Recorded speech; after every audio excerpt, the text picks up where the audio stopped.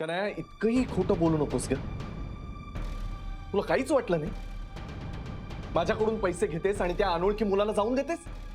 शनाया तू मला फसवलंयस, विश्वासघात केलायस माझा. ठीक, पुण्याला नाही गेलीस ना तू? मग 1,00,000 रुपये दे ना मी दिलेले.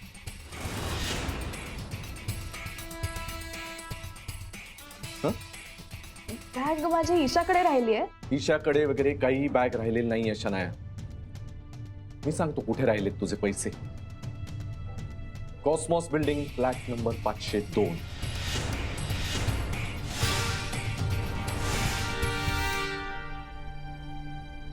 राईट? तुला कोणी सांगितलं हे? मला कोणी सांगायची गरज नाहीये शनाया. मी स्वतःच्या डोळ्यांनी पाहिलंय, स्वतःच्या डोळ्यांनी पाहिलंय.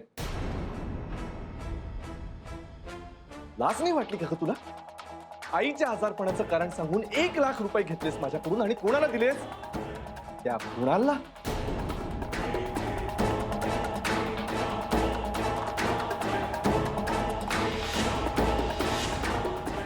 लाज नाही वाटली? कोण? कुणाल? मला नाही माहिती तू काय बोलतोस ते.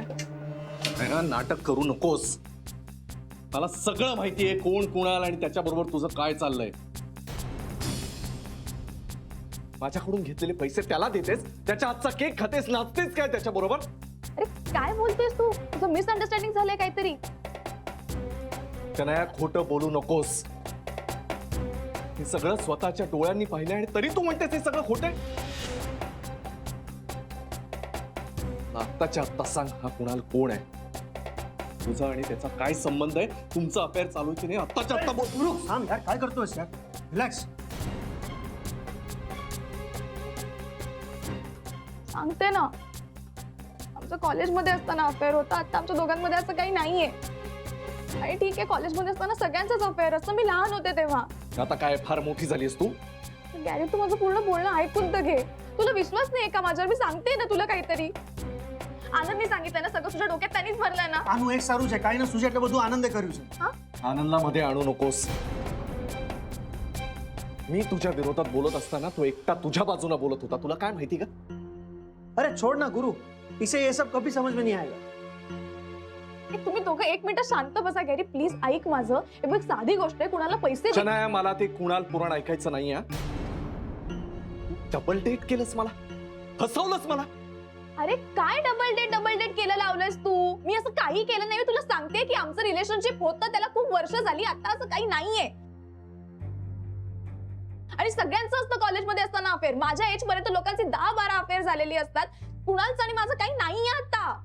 आणि तू काय बोलतो? तुझं इथं लग्न झालंय ना? शनाया, माझं लग्न झालंय हे मी काही तुझ्यासारखं लपून नव्हतं ठेवलं. तुझ्यासाठी काय नाही केलं ग मी? राधिकाला घराबाहेर काढलं, माझं घर तोडलं आणि या बदल्यात तू काय केलंस? फसवलंस मला. मी नाही फसवलं तुला. ती खूप आधीची गोष्ट होती. तुला वाटतंय तसं काही नाहीये खरंच. काही नाहीये ना? मग का गेलीस त्याच्या फ्लॅटवर? कॉस्मॉस बिल्डिंग 502 मध्ये का गेली होतीस? त्याच्याबरोबर केक का खाल्लास? नाचलीस कशाला? अरे काय केक खाल्लास, काय नाचलीस, काय छोट्या छोट्या गोष्टी घेऊन बसलायस यार तू. तो मला म्हणाला की आपण शेवटचं भेटतोय, एक लास्ट डान्स करूया. म्हणून मी त्याला फक्त हो म्हणाले. That's okay, it's very casual. आपण पण शेवटचं भेटतो, चल आपण डान्स करूया. चल. Are you bad? हे बघ, कॅज्युअल विज्युअल काही नाहीये. It is always special. तू तर काही बोलूच नकोस. तू आणि त्या राधिकांनी मिळून भडकवलंय याला. अरे वा, गुरुला मी भडकवलं. म्हणजे गुरुची स्वतःची काही अक्कलच नाहीये. गुरु मूर्ख आहे. हो का गुरु? नाही, मूर्ख नाही, महामूर्ख आहे ना मी आनंद. हा, म्हणूनच चांगलं आणि वाईट यातला फरकच नाही कळत ना मला. म्हणूनच राधिका सारख्या माझ्या साध्या सरळ बायकोला मी घराबाहेर काढलं. सगळ्या सोसायटीचा रोष पत्करला, आई बाबांची भांडलो. आणि याच्या बदल्यात मला काय मिळालं? आतापर्यंत मला फक्त पैशांसाठी वापरून घेतलं हिने.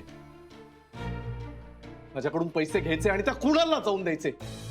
त्याने मला आता खरं खरं सांग, आपण जेव्हापासून एकमेकांना ओळखतो त्याच्या आधीपासून तुम्ही ओळखताय की नाही? दरवेळेला तू कुणालाच भेटायला जातेस ना माझ्याशी खोटं बोलून? मला खरं सांग, तू न फसवलंयस मला. माझ्या पाठीत खंजीर खुपसलाय. काय बोलतोयस यार तू? तो बोलतोय यू बिट्रेड हिम. हा, अंग्रेजी समजता ना? अरे मराठीचा प्रॉब्लेम आहे हिचा. सरळ भाषेत बोल. तू गप्पा बसा. मला कळतंय तो काय बोलतोय ते. अरे प्लीज माझा ऐक. असं काही नाही. मला पूर्ण सांगू तर दे तुला काय झालं ते. अरे गॅरी तुझं मिसअंडरस्टँडिंग झालंय खरंच. आता मिसअंडरस्टँडिंग क्लिअर झालंय शनाया.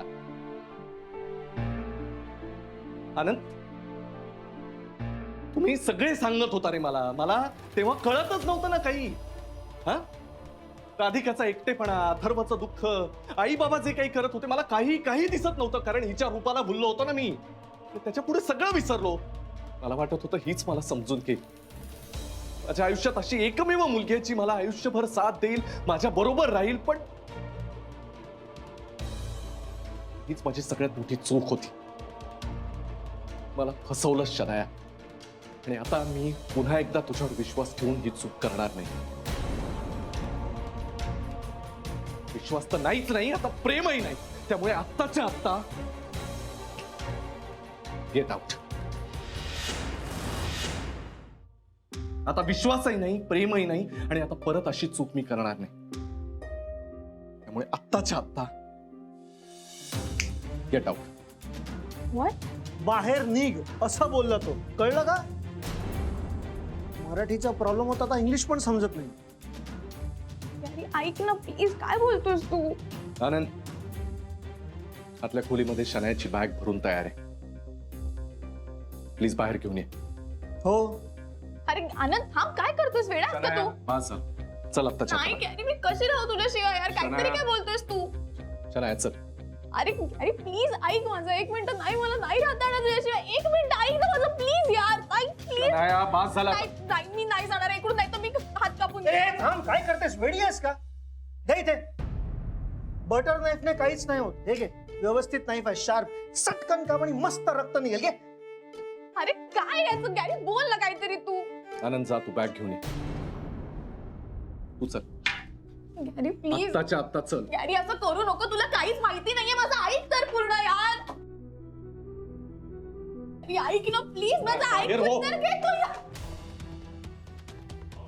तू माझ्या मनातून उतरलेस, आता या घरात तुला परत जागा नाही.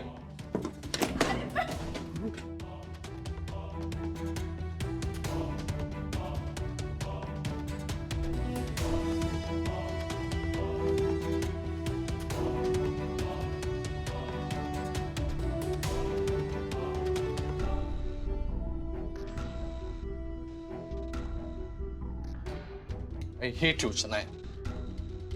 I hate you. चला I hate you. चला चल. चल क्लास. गॅरी प्लीज ऐक ना, गॅरी प्लीज. गॅरी प्लीज ऐक ना, मी करू शकते. प्लीज बोलणं तर ऐकू घे ना.